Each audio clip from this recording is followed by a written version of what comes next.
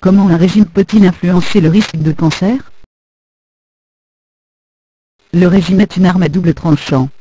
Un régime inadapté augmente le risque de cancer, mais un régime approprié et bien équilibré réduit le risque de cancer.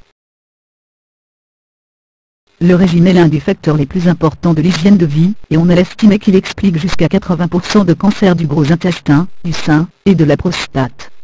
Le régime affecte le risque de beaucoup d'autres cancers, y compris des cancers du poumon, de l'estomac, de l'œsophage et du pancréas.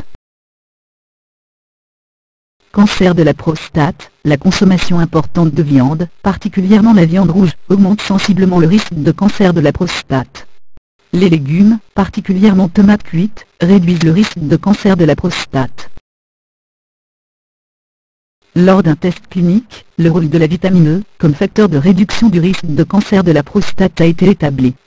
Dans cette étude il y a eu une diminution de 32% de l'incidence du cancer de la prostate, et une diminution de 41% de la mortalité des personnes recevant des compléments en vitamine E, comparativement au groupe témoin. Cancer du sein, les Japonais consomment beaucoup de tofu. Il contient des isoflavones, qui modèrent les récepteurs d'estrogène dans le corps comme le tissu mammaire. L'incidence du cancer du sein est faible au Japon, leur taux de mortalité n'est que d'un quart de celui des femmes occidentales. Leur régime faible en lipides, la consommation élevée de poissons et de thé vert, diminue également leur risque de cancer du sein. Une étude de cas de test a constaté que la consommation régulière d'aliments à base de soja a été associée à une nette diminution du risque de cancer du sein pour les femmes préménopausées. Aucun effet pour les femmes postménopausées. Une autre étude a également constaté que la consommation de tofu, 3 fois par semaine au moins, a été associée à la diminution du risque du cancer du sein pour les femmes préménopausées. Cette fois encore, la consommation de soja n'était pas protectrice contre le cancer du sein de postménopause. Cancer du poumon, le risque de cancer du poumon est diminué par une variété de caroténoïdes. Ceux-ci agissent comme antioxydants et réduisent au minimum les dommages aux cellules. Une étude à Boston s'est concentrée sur l'effet de différents types de caroténoïdes sur le risque de cancer du poumon. On a observé que le risque de cancer du poumon était sensiblement inférieur pour les sujets qui ont suivi un régime riche en une variété de caroténoïdes. C'était particulièrement vrai pour les non-fumeurs, qui ont eu 63% de moins de risque.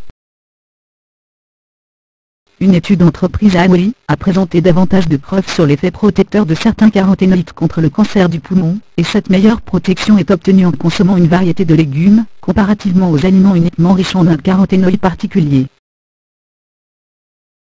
Cancer de l'estomac, les nitrates dans la nourriture, et d'autres conservateurs ajoutés à la nourriture y compris la viande, sont convertis en nitrites dans l'estomac humain. Les nitrites subissent la nitrosation pour former les nitrosamines et les nitrosamides. Ceci augmente le risque de cancer de l'estomac chez les personnes mangeant des légumes issus d'un sol riche en nitrates. Dans une étude, la vitamine C a semblé protéger contre le risque de cancer de l'estomac en empêchant la formation des nitrates dans l'estomac. Le cancer de l'estomac est 5 fois plus commun pour les Japonais comparativement aux populations occidentales. Quand les Japonais ont émigré aux États-Unis, ils ont progressivement acquis l'incidence faible des USA grâce au changement de leur régime. Dans une étude entreprise à Hawaï également, qui a concerné des Japonais et des Caucasiens, le risque de cancer de l'estomac a été associé à la consommation de riz, des légumes marinés, des poissons séchés, salés, et à une association négative avec l'apport de vitamine C.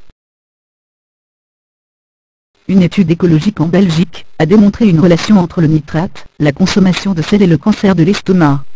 L'analyse de ce modèle a prouvé que l'importance du nitrate comme facteur de risque de mortalité de cancer de l'estomac augmentait nettement avec des niveaux plus élevés de sodium. Les habitudes alimentaires et le risque de cancer de l'estomac ont été étudiés à Shanghai. Selon cette étude, les risques de cancer de l'estomac ont été inversement proportionnels à la consommation de plusieurs groupes d'aliments, y compris légumes et fruits frais, volailles, œufs, huiles végétales, lipides, fibres, thé et vitamines antioxydantes.